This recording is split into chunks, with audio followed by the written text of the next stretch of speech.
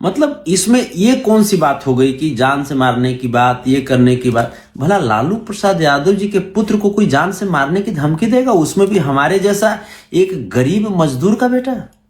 अरे हम चना बेच करके यहां तक आए हैं। ये पिछले कुछ हफ्ते पहले ये एक TV9 भारतवर्ष करके एक चैनल के रिपोर्टर थे, उनको इन्होंने 2 मिनट वाली धमकी दिया था, जो इनके लिए बहुत प्रचलित है, आम बात है। वो तो जब सदन में ये मतलब राज्यपाल महोदय और विधानसभा के सभापति महोदय से लेकर के मुख्यमंत्री जी, प्रधानमंत्री जी, कितने लोगों को इन्होंने कहा है, ये तो इनके लिए आम बात हो गई है। किसी को भी 2 मिनट की धमकी दे देते हैं। और उसी मामले में हमने जब, चूंकि इनके पार्टी का मुझे राष्ट्रीय प्रवक्ता बनाया गया था, तो हमने इनसे कहा था कि श्रीमान ये जो 2 मिनट वाली जो बातें हैं ये आपको शोभा नहीं देता है। और हमने बकायदा मैंने लिख करके मैंने इनको व्हाट्सएप पे मैंने भेजा था। और उसके बाद ये जो ब्लॉगिंग का जो खेल खेलते हैं, मैंने उस पर भी कहा कि ब्लॉगिंग जो लिट्टी चोखा वाला ब्लॉगिंग करते हैं ये आपको अच्छा नहीं लगता है, राजनीति के लिए शोभा नहीं देता है। आपको ब्लॉगिंग ही करना है तो जनता दरबार लगा करके जनता के समस्याओं का समाधान करते हुए आप ब्लॉगिंग कीजिए, वो अच्छा लगेगा।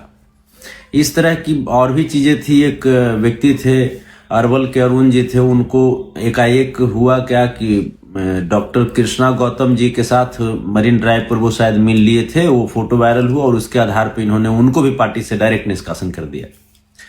तो पार्टी से निष्कासन करना या क्या करना ये इनके लिए कोई बड़ी बात नहीं है, और उससे हमको कोई चिंता भी नहीं है, क्योंकि ये सच्चाई है कि वो पार्टी तेज प्रताप यादव जी की वजह से जानी ही नहीं जाती थी।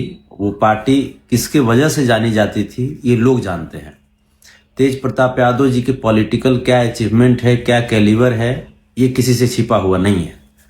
ये अलग बात है कि वो लालू प्रसाद यादव जी के अगर पुत्र नहीं होते, चाहे तेज प्रताप यादव जी हों या तेजस्वी यादव जी हों, अगर ये दोनों लालू प्रसाद यादव जी के पुत्र नहीं होते, तब इनको सच्चाई है कि मतलब एक सरकारी नौकरी भी नहीं मिल पाता है, एक रोजगार भी नहीं मिल पाता है इनको। ये लालू प्रसाद यादव जी के पॉलिटिकल जो कार्य हैं, जो उनके जो पॉलिटिकल जो संघर्ष है, उसको ये बेच खा रहे हैं। अलग बात है भाई, हम तो लालू प्रसाद यादव जैसे राजा नहीं हैं, हम तो लालू प्रसाद यादव जी के पुत्र नहीं हैं। हाँ, लालू प्रसाद यादव जी को हम मानते हैं, एक सामाजिक तौर पे हमारे अंदर उनकी एक जगह है। लेकिन जिस प्रकार से ये राजशाही और मतलब एक विरासत की, राजा का बेटा ही राजा बनेगा, राजा का बेटा ही राजा बनेगा, ये माइंड सेट लेकर के ये अपने मन को मतलब कुंठित कर दिए हैं। ये अपने मन से मतलब किसी को भी अपमानित करते हैं, किसी को भी, चाहे कोई भी व्यक्ति आ जाए, वो कितना भी ज्ञानी क्यों ना हो, कितना भी बुद्धिमान क्यों ना हो, लेकिन उससे भी अपने आप को बुद्धिमान समझते हैं। ये भी इनकी बात है, हम इस पे भी नहीं जाना चाहेंगे। लेकिन चूंकि पार्टी के राष्ट्रीय प्रवक्ता हैं, आपके द्वारा बनाए गए हैं, तो आपको सुझाव तो हम देंगे। आप दुलारचंद यादव जी वाले मामले में भी जब हमने कहा कि श्रीमान आपको वहां पे जाना चाहिए, दुलारचंद यादव जी पार्टी को 35 साल तक सेवा दिया उन्होंने, और उनकी घटना के बाद कम से कम उनके परिजनों को हिम्मत देने के लिए आपको जाना चाहिए। तो इनका कहना था कि मतलब ऐसे नहीं रोज होता है, कितना कितना जगह हम जाते रहे। तो हमने वहां पे कहा कि श्रीमान भाई, जो व्यक्ति पार्टी के लिए इतना समय दे और उनके साथ अगर ऐसा हो जाए तो उनके परिजनों को हिम्मत बंधाना चाहिए। फिर हम गए वहां पे और हम आज भी लड़ाई लड़ रहे हैं उनकी। इस बीच में अविनाश जी का घटना घट गया। महुआ के एक व्यक्ति हैं अविनाश जी के साथ भी कुछ घटना हुआ जो आपने मीडिया में देखा होगा, और अविनाश जी ने स्पष्ट कहा कि किस प्रकार से उनके साथ दुर्व्यवहार किया गया, अमानवीय व्यवहार किया गया तेज प्रताप यादव जी के द्वारा भी और उनके पूरी टीम के द्वारा।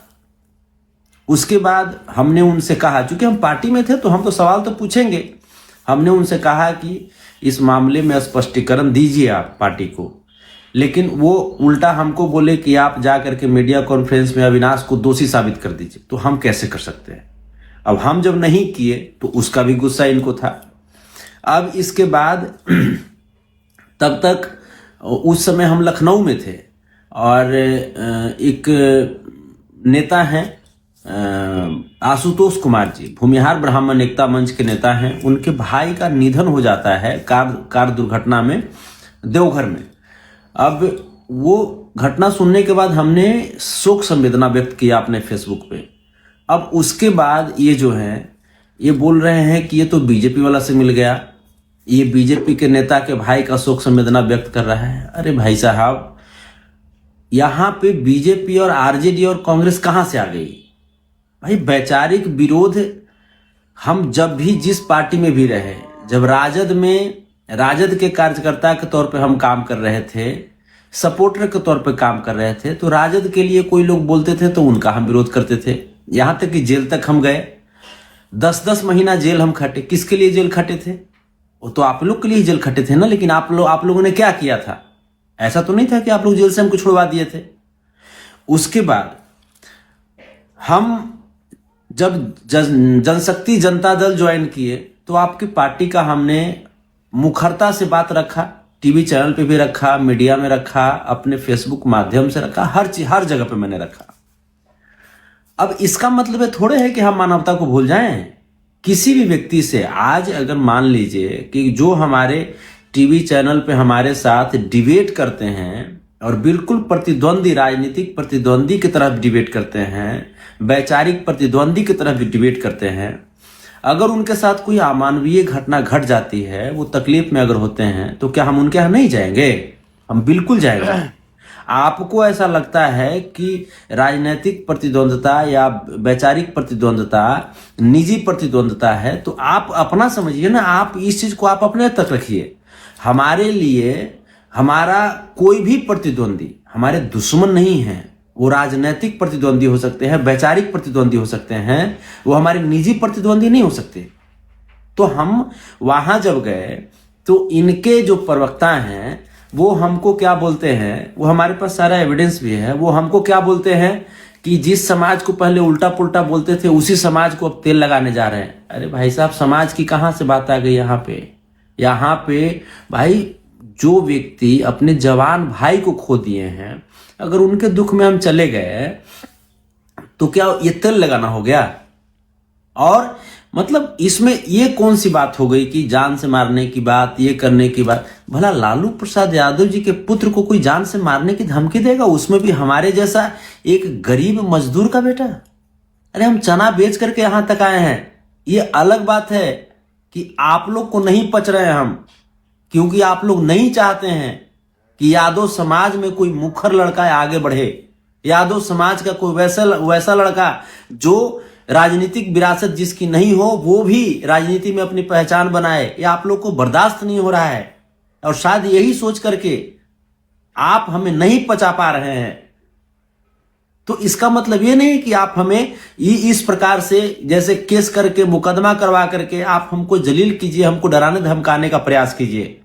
ये राजशाही नहीं है माननीय श्री तेज प्रताप यादव जी। यहां राजतंत्र नहीं चल रहा है। इसी देश में हम देख रहे हैं, और यही बिहार में ही कुछ दिन पहले की बात है कि एक साधारण कार्यकर्ता नितिन नवीन जी राष्ट्रीय अध्यक्ष जैसे ऊंचे पद तक पहुंचे। ये लोकतंत्र होता है, लोकतंत्र इसको बोलते हैं। और आपको किसी का विरोध करने के बजाय किसी की अच्छाई को भी अपनाना चाहिए। और वो बात अगर आपको हम बोले कि हमारी पार्टी में भी होना चाहिए, इस नीति को अमल करना चाहिए, तो आपको बुरा लग जाता है। तो बुरा लगता है तो आप अपने खुद आप चलाते रहिए ना। हमको वैसी पार्टी में नहीं रहना। हम आपके यहां सिर्फ झोला ढोने के लिए नहीं रहेंगे। यादव सिर्फ आपके यहां मार खाने के लिए नहीं रहेगा। एक यादव के साथ आपने ऐसा किया है क्या? सनोज यादव के साथ आपने ऐसा किया, अनिल यादव के साथ आपने ऐसा किया, रामराज यादव के साथ आपने ऐसा किया, नवीन जी के साथ आपने ऐसा किया, जैसे केडी यादव के साथ। यहां पे एसके मेमोरियल हॉल में क्या हुआ? छिपा हुआ है? आप बताइए।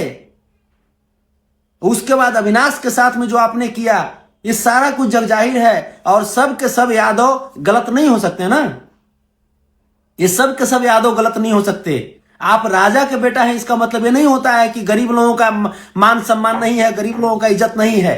ये नहीं होना चाहिए, ये बिल्कुल ही गलत है। तो हम माननीय गृह मंत्री जी से आग्रह करते हैं, करबद्ध निवेदन करते हैं, माननीय मुख्यमंत्री जी से करबद्ध निवेदन करते हैं कि इस मामले पे गंभीरता दिखाते हुए, और आज से पहले इसके लीलार पर कभी टीका नहीं देखा था मैंने आज से पहले आप लोग इसके गले में कभी माला नहीं देखे होंगे। आज देखिए माला लगा के कितना बड़ा संत बन रहा है।